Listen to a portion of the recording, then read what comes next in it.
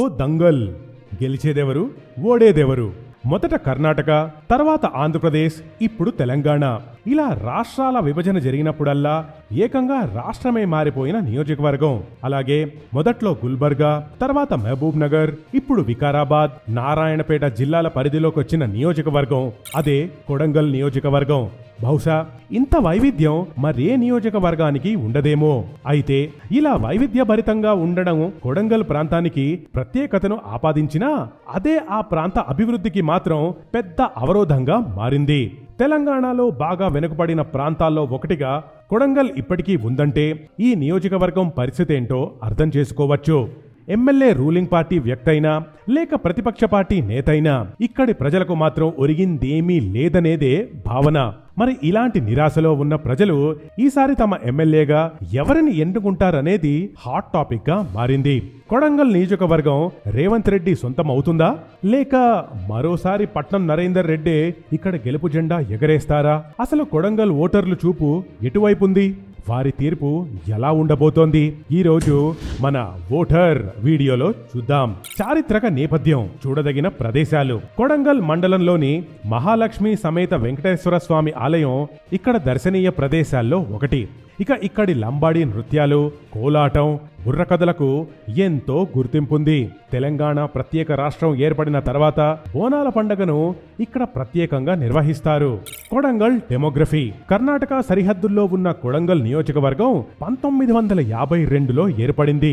2016 జిల్లాల విభజన ముందు మహబూబ్ నగర్ లో ఉన్న కొడంగల్ ప్రాంతం జిల్లాల పునర్విభజనలో భాగంగా వికారాబాద్, నారాయణపేట జిల్లాల్లో భాగమైంది. ప్రస్తుతం కొడంగల్ నియోజకవర్గంలో 8 మండలాలున్నాయి. నారాయణపేట జిల్లాలోని కోస్కి, ముద్దూరు, గుండుమాల్, కొత్తపల్లి మండలాలతో పాటు వికారాబాద్ జిల్లాలోని కొడంగల్, దౌల్తాబాద్, బుమ్రాస్పేట్, దుద్వాల్ మండలాలు కొడంగల్ నియోజకవర్గం పరిధిలో ఉన్నాయి. Political demography. కొడంగల్ నియోజకవర్గంలో ఇప్పటి వరకు 16 సార్లు ఎన్నికలు జరిగితే 6 సార్లు కాంగ్రెస్, 5 సార్లు టీడీపీ అభ్యర్థులు ఎమ్మెల్యేలుగా గెలిచారు. 2018 ఎన్నికల్లో తొలిసారిగా కొడంగల్ అధికార బీఆర్ఎస్ పార్టీ వశమైంది. ఇక్కడ మొత్తం 2,16,000 మందికి పైగా ఓటర్లున్నారు. అందులో పురుష ఓటర్లు 107,622 మంది కాగా మహిళలు 108,157 మంది ఓటు హక్కు కలిగి ఉన్నారు. వీళ్లందరూ ఓటు హక్కును వినియోగించుకునేందుకు ఇక్కడ 275 పోలింగ్ కేంద్రాలు ఏర్పాటు చేయడం జరిగింది. 2018 ఎన్నికల్లో ఇక్కడ 82% ఓటింగ్ నమోదైంది. ఒకప్పుడు కాంగ్రెస్ కి పెట్టిన కోట. తెలంగాణలోని హాట్ సీట్లలో కొడంగల్ ఒకటి.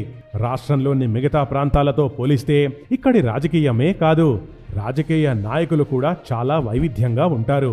తెలంగాణ రాష్ట్ర ఏర్పాటుకు ముందు కొడంగల్లో టీడీపీ, కాంగ్రెస్ మధ్య భీకర పోటీ ఉండేది. రాష్ట్ర ఆవిర్భావం తర్వాత సీన్ పూర్తిగా మారిపోయింది. 2014లో కాంగ్రెస్ కనుమరుగైంది. ఆ స్థానంలోకి బీఆర్ఎస్ చేరడంతో టీడీపీ వర్సెస్ బీఆర్ఎస్ అన్నట్లు ఎన్నికలు సాగాయి. కానీ విజయం టీడీపీ సొంతమైంది. టీడీపీ తరపున బరిలోకి దిగిన రేవంత్ రెడ్డి అద్భుత విజయం దక్కించుకున్నారు. అయితే ఆ తర్వాత టీడీపీని వదిలి కాంగ్రెస్ లో చేరిన రేవంత్ 2018లో టీఆర్ఎస్ అభ్యర్థి పట్నం నరేందర్ రెడ్డి చేతిలో 9,000 ఓట్ల తేడాతో ఓటమి పాలయ్యారు. ఇక ఈసారి కూడా రేవంత్, పట్నం మధ్య హోరాహోరీ పోరు ఉంటుందనే చర్చ జరుగుతోంది. 2009లో అనూహ్యంగా తెరమీదకొచ్చిన రేవంత్ 1985లో టీడీపీ అధినేత నందమూరి తారక రామారావు పర్యవేక్షణలో నందారం వెంకటయ్య టీడీపీలో చేరారు. ఎన్నికల్లో టీడీపీదే పైచేయిగా నిలిచింది. 2009 ఎన్నికల్లో టీడీపీ అనూహ్యంగా రేవంత్ రెడ్డిని రంగంలోకి దించింది. ఎన్నికలకు కేవలం 15 రోజులు సమయం మాత్రమే ఉండగా కొడంగల్ టీడీపీ అభ్యర్థిగా బరిలోకి దింపి అందరికీ షాక్ ఇచ్చింది టీడీపీ. అయినప్పటికీ ఆ ప్రాంత వాసులను ఆకట్టుకోవడంలో సక్సెస్ అయ్యారు, ఎమ్మెల్యేగా గెలిచారు. స్థానికులదే పెద్దపీట. మొదటి నుంచి ఇక్కడి ఓటర్లు స్థానికులకే పెద్దపీట వేస్తూ ఉన్నారు. అలాగే పార్టీల కంటే వ్యక్తులకు ఎక్కువ ప్రాధాన్యం ఇస్తూ విజయాన్ని కట్టబెడుతూ వస్తున్నారు. ఎక్కువ కాలం ఆర్ గురునాథ్ రెడ్డి, నందారం వెంకటయ్య మధ్యనే పోరు సాగింది. అలాగే ఎక్కువసార్లు ప్రతిపక్ష పార్టీ అభ్యర్థిని గెలిపించిన నియోజకవర్గంగా కూడా కొడంగల్కు పేరుంది. నియోజకవర్గం ఏర్పడినప్పుడు 2 ఎమ్మెల్యే స్థానాలు ఉన్నాయి. అందులో ఒక స్థానం జనరల్గా, మరోటి ఎస్సీ స్థానంగా ఉంది. 1952లో ఇక్కడ కాంగ్రెస్ అభ్యర్థిగా అనంతరెడ్డి, మరో స్థానంలో వీరాస్వామి ఏకగ్రీవంగా ఎన్నికయ్యారు. ఇక 1962లో స్వతంత్ర అభ్యర్థి రుక్మారెడ్డి కాంగ్రెస్ అభ్యర్థి అచ్యుతారెడ్డిపై విజయం సాధించడం ఇక్కడి ఎన్నికల్లో ఓ గుర్తుండిపోయే ఘటన. రుక్మారెడ్డి హయాంలోనే కొడంగల్కు విద్యుత్ వెలుగులు వచ్చాయని ఇప్పటికీ స్థానికులు చెప్పుకుంటారు. ఇక్కడ జరిగిన అభివృద్ధి, పాలమూరు రంగారెడ్డి ఎత్తిపోతల పథకంతో సాగు, తాగునీరు అందిస్తామనే హామీ కూడా ఇంకా పూర్తి కాలేదు. మండలాల్లో గురుకుల పాఠశాలలు ఏర్పాటు, దౌలతాబాద్లో ప్రభుత్వ జూనియర్ కళాశాలల ఏర్పాటు వంటి కార్యక్రమాలతో నియోజకవర్గ ప్రజలకు విద్య మాత్రం ఖచ్చితంగా చేరువైంది. నియోజకవర్గ సమస్యలు, ఉపాధి కల్పన కరువవ్వడంతో యువత నిరుద్యోగం వెంటాడుతోంది. కొడంగల్ నియోజకవర్గంలో ఇండస్ట్రీలు ఏర్పాటు చేస్తామన్న అధికార పార్టీ ఆ హామీని నెరవేర్చకపోవడంపై ప్రజలు కొంత అసహనంగా ఉన్నారు.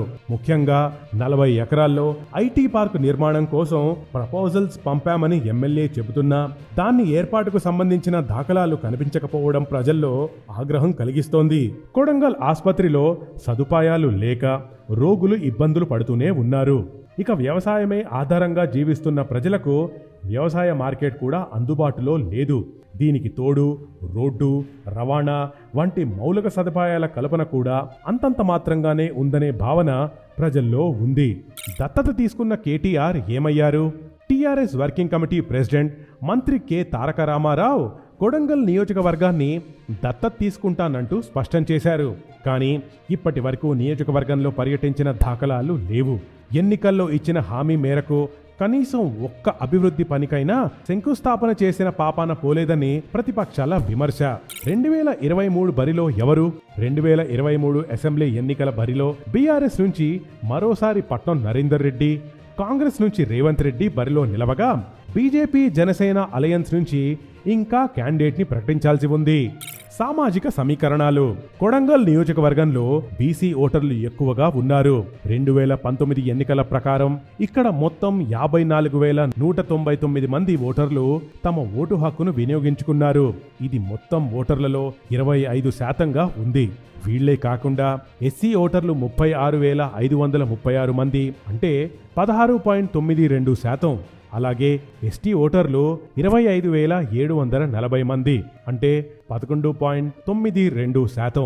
అలాగే ముస్లింల ఓటర్లు 6.4%, అంటే 13,820 మంది ఓటర్లున్నారు. ఇది కొడంగల్ నియోజకవర్గ స్టోరీ. మరి ఇక్కడి ప్రజలు ఈసారి కూడా అధికార పార్టీకే సీటు కట్టబెడతారా లేక మళ్లీ రేవంత్ వైపు మొగ్గు చూపుతారా అనేది తెలియాలంటే ఎన్నికలు పూర్తయి రిజల్ట్ వచ్చే వరకు ఆగాల్సిందే. Hit TV app, all the success for their launch. Please download the app. Download the Hit TV app now. Please download the app now. Please download the app now. Please download the app now. Download the app now.